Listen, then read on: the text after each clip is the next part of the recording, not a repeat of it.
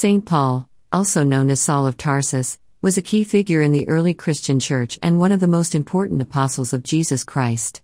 Born a Jew and a Roman citizen, he was a devout Pharisee and initially persecuted Christians. However, he had a dramatic encounter with Jesus on the road to Damascus, which transformed his life and led him to become one of the most prominent advocates of the Christian faith. Before his conversion, St. Paul was known for his zeal in arresting and prosecuting Christians.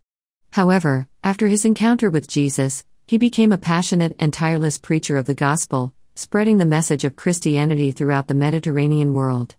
He traveled extensively, visiting cities such as Antioch, Ephesus, Philippi, and Corinth, where he established Christian communities and taught about the teachings of Jesus.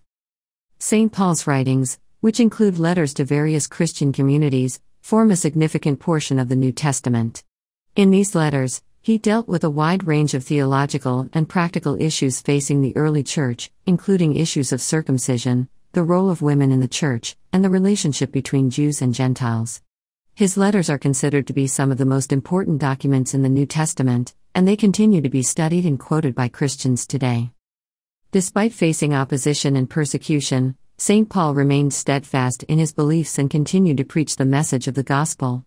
He was imprisoned several times, including a 2-year imprisonment in Rome, where he wrote several of his letters. Despite the efforts of his friends and fellow Christians, he was eventually executed by the Roman authorities in the mid-1st century.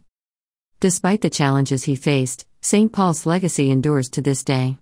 He is considered one of the greatest Christian saints and thinkers in history, and his teachings continue to be influential and relevant to Christians around the world. Through his writings, teachings, and example, St. Paul helped to lay the foundation for the growth and development of the Christian Church, and he continues to inspire believers to live a life of faith and devotion to Jesus Christ.